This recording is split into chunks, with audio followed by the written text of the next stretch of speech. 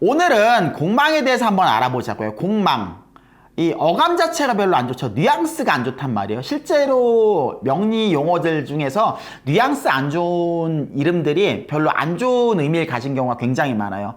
반대로 뉘앙스가 좋은 경우가 좋은 의미를 가진 경우가 많죠. 뭐 귀인 같은 경우, 천을귀인, 천덕귀인, 뭐 월덕귀인. 사주 공부 안 해봤어도 뭔가 뭐 좋게 들리지 않나요? 실제로 좋은 의미이기도 하고요. 근데 공망이라는 건 어감이 좋지가 않죠? 맞아요. 그래서 일방적으로 좀 안 좋은 의미를 가지고 있습니다. 근데 무조건 안 좋은 의미라고 겁먹을 게 아니라 이게 어떻게 안 좋은지 그러니까 까도 알고 까야 되는 거예요. 무작정 겁먹고 두려움에 떨 것도 없이 어디 사주 보러 가서도 공망 나왔다는데 그거 내 인생 망한 거 아니에요? 그게 아니라고요. 공망이라는 원리를 한번 설명해 보자면 우리가 천간이 10개가 있고 지지가 12개가 있어요. 우리 60갑자 제가 영상을 찍어서 올려드렸죠? 60갑자 조합법. 천간지지가 한 세트가 돼가지고 60개의 조합이 일어난단 말이에요. 근데 천간은 10개인데 지지는 12개야. 그럼 위에 천간 2개는 비겠죠. 짝이 안 맞는 거예요. 그래서 공망을 천중쌀이라고 합니다. 천간과 연결된 신쌀이라는 거예요. 해석을 하자면 크게 3가지 이유가 있어요. 첫 번째는 어떤 사건이 발생을 하려고 하는데 이게 준비가 되지 않아가지고 실질적으로 그 일이 수포로 돌아간 거예요. 예를 들면 이런 거죠. 거래 계약을 하려고 하는데 뭔가 준비가 안 됐어. 그럼 거래가 성사되지가 않은 거예요.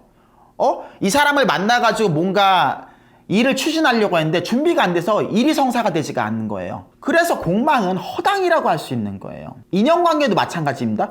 이 사람이 뭔가 대단한 사람인 줄 알았는데 실질적으로 보니까 내실이 없네? 종이 호랑이네? 허풍이네? 이런 경우도 공망이거든요. 그리고 세 번째 이런 경우가 있죠? 뭔가 굉장히 안 좋은 일 같은데 실제로 그 내막을 보니까 생각보단 견딜만 하네? 이런 게 공망인 거예요.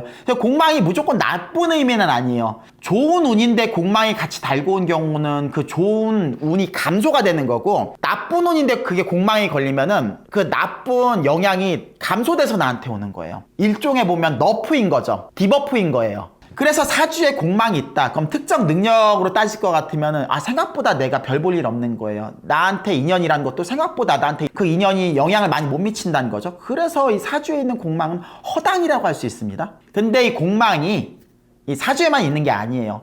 운에서 오는 공망도 있어요. 예를 들어서 우리가 운이 오잖아요. 뭐 대운도 있고 세운도 있고 월운도 있고 일진도 있고. 근데 예를 들어서 승진운이 왔다. 와, 이번 운에는 승진을 할 수 있는 변수가 생긴 거예요. 운이 변수잖아요.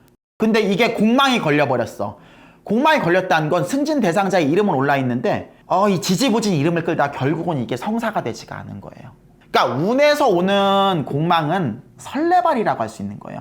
김칫국 드링킹 하는 거죠. 보면 원국에 있는 건 내가 늘 가지고 있는 거니까 이게 허당기가 되는 거고, 공망이라는 것 자체 본질은 그렇게 좋은 의미는 아닌데, 근데 거꾸로 생각해 보면은 나쁜 운일 때 굉장히 나한테 불리한 조건이 작용을 할 때, 내 삶에 있어서 굉장히 고통이 될 때 그게 공망이 걸려버리면 생각보다 참을만 한 거예요.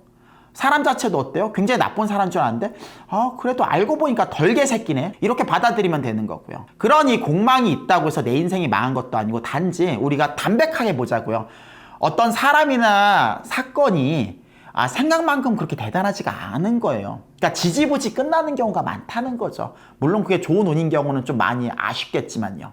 오늘 사주 1타 강사는 여기까지입니다. 다음 시간에 더욱 재미있고 유익한 모습으로 여러분들을 찾아뵙겠습니다. 그럼 안녕히 계세요.